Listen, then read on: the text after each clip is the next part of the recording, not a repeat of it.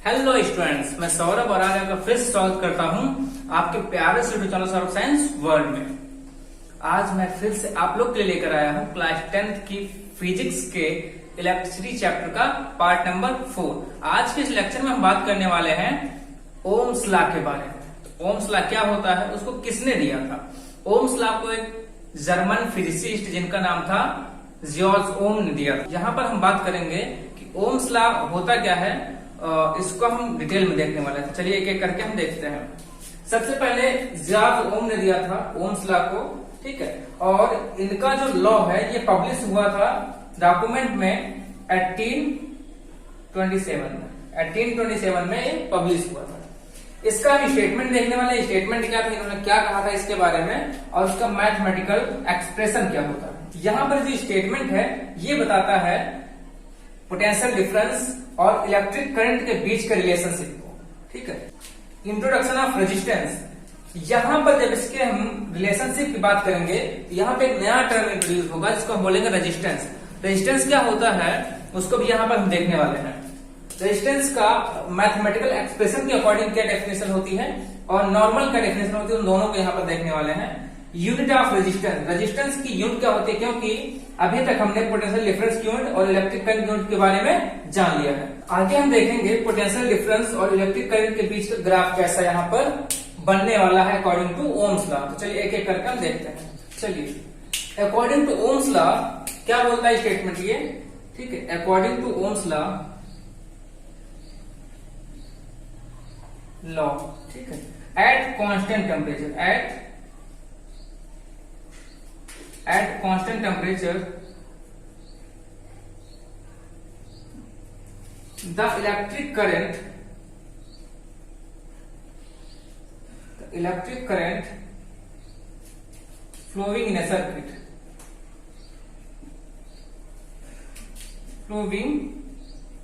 in a circuit is directly proportional to the potential difference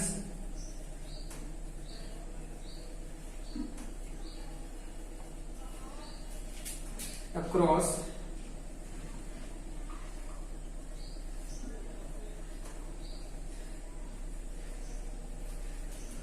terminals of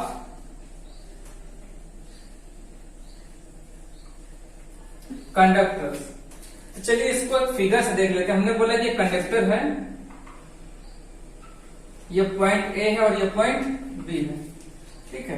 तो इसके बीच में हमने क्या किया, एक पोटेंशियल लगा दिया जो है वी हमारा, ठीक है। तो यहां पर इलेक्ट्रिसिटी आई फ्लो कर रही है।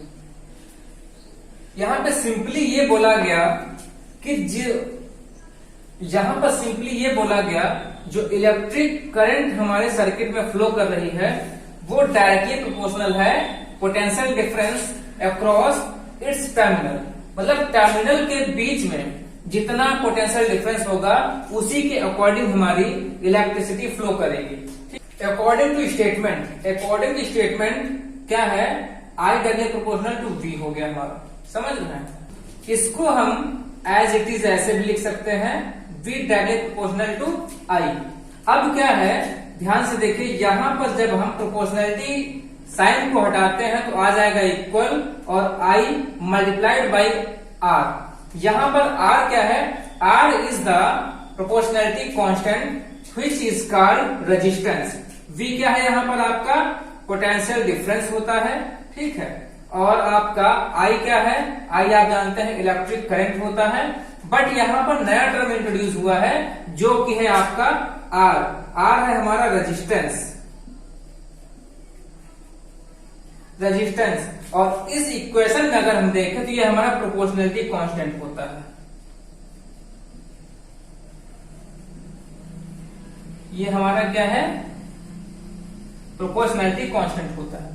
अब ध्यान से देखिए, यहां पर अगर V is equal to I R है तो R हमारा क्या हो जाएगा, R हमारा हो जाएगा V by I. Okay, this is the mathematical expression of Ohm's law. क्या है ये? मैथमेटिकल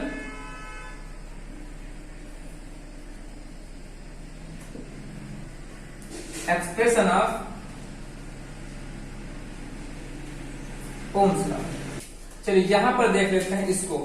अब ध्यान से देखिएगा, अगर हम बताएं आपसे कि आर की यूनिट क्या होती है, V बाई आई, इसकी यूनिट क्या होती है? इसकी यूनिट होती है वोल्ट, आई की यूनिट क्या होती है? एम्पियर। ये हमारा हो जाएगा क्या?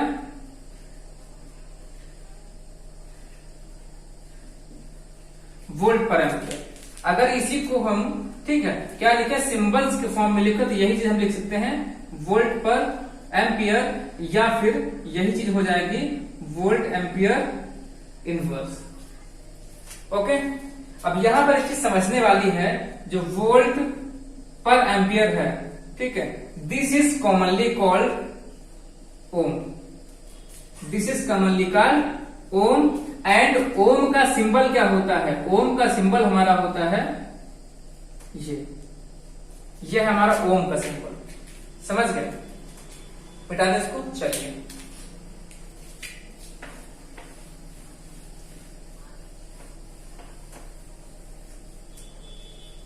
अब ध्यान से देखिए, अगर आपसे डेफिनेशन पूछा जाए कि define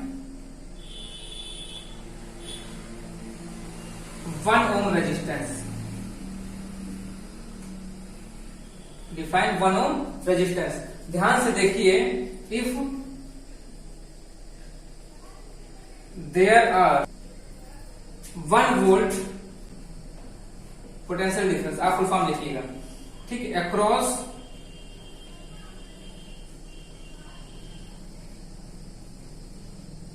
terminals of a conductor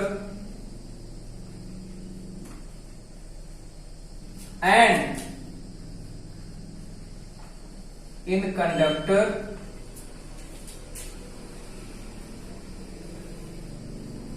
1 ampere current is flowing, then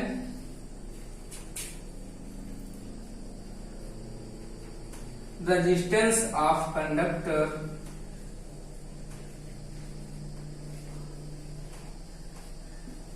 said to be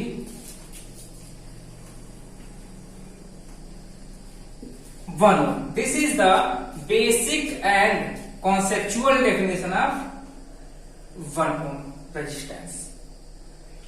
erase करते हैं। चलिए यहां पर करते हैं कि हम रेजिस्टेंस को थोड़ा सा डिफाइन करते हैं। रेजिस्टेंस हम थोड़ा सा डिफाइन करते हैं। ध्यान से देखिए, यहां पर हमारा ओम्स लॉ के according V is equal to I R हो गया, R इज इक्वल टू क्या हो गया? V बाई आई हो गया। ठीक है, देखिए ध्यान से, रेजिस्टेंस क्या होता है? Resistance is the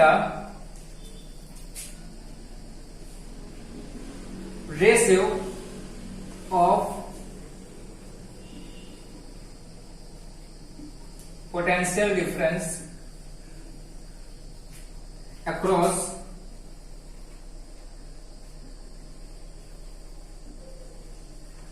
terminals of a conductor to the electric current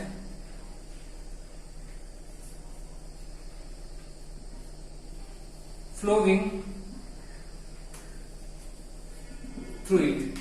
This is the basic definition according to the mathematical expression of resistance. Okay? तो देखिए ध्यान से, ये हो गया आपका रेजिस्टेंस की डेफिनेशन। बट एक्चुअली में रेजिस्टेंस होता क्या है? एक्चुअली में रेजिस्टेंस होता है property of a conductor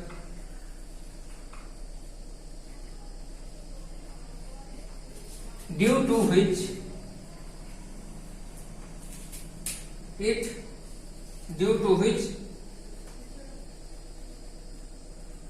it resists the flow of electric current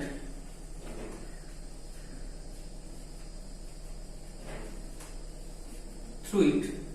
मतलब क्या है, किसी कंडक्टर की वह प्रॉपर्टी जिसकी वजह से वह खुद से होकर जाने वाली इलेक्ट्रिक करंट के फ्लो को क्या करे, रोके। इसको हम बोलेंगे क्या चीज, रेजिस्टेंस। ओके, समझ गए बेटा इसको। चलिए यहां पर एक चीज समझते हैं हम, V is equal to IR। Okay, तो यहां पर हम ये कह सकते हैं V directly proportional to I है। अगर हम प्रोपोर्शनलिटी कांस्टेंट डालें प्रोपोर्शनल आ जाता है, ठीक है। यहां पर हम ये देख सकते हो, इसकी दूसरी इक्वेशन जो थी उसमें क्या था, R is equal to V by I था।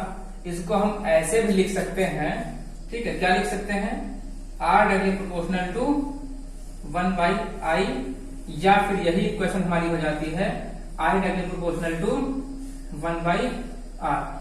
ये तब की कंडीशन है जब पोटेंशियल डिफरेंस क्या है, यहां पर पोटेंशियल डिफरेंस क्या है, कांस्टेंट है। यहां पर देखिए, अगर हम पोटेंशियल डिफरेंस को इंक्रीज करते हैं then electric current flowing through the circuit will also be increases. Okay, देखिए ध्यान से, यहां पर क्या है, पहला पॉइंट ये है, if potential difference double then electric current will also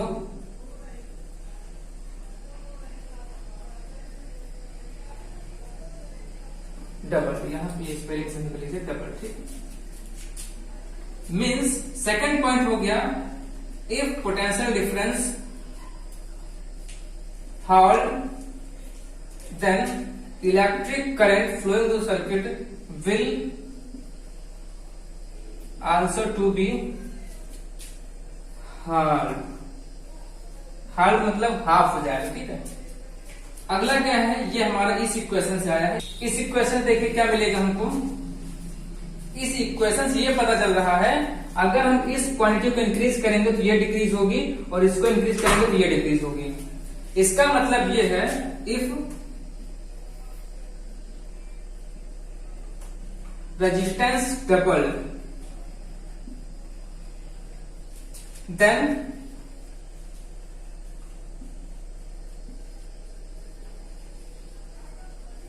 electric current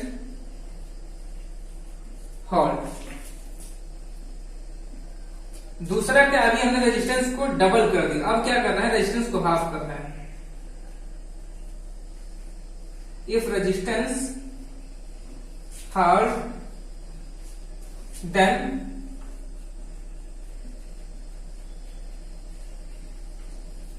electric current double.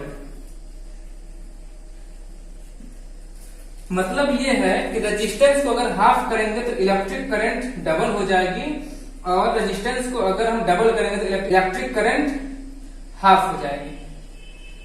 Okay, तो चलिए आगे देखते हैं। चलिए अब हम देखते हैं कि potential difference versus electric current का ग्राफ क्या होता है। यहां पर अगर हम एक ग्राफ देखते हैं, यहां पर हमने करंट ले ली और यहां पर हमने पोटेंशियल डिफरेंस ले लिया। तो according to Ohm's law potential difference और इलेक्ट्रिक करंट के बीच ग्राफ होता है कि स्ट्रेट लाइन।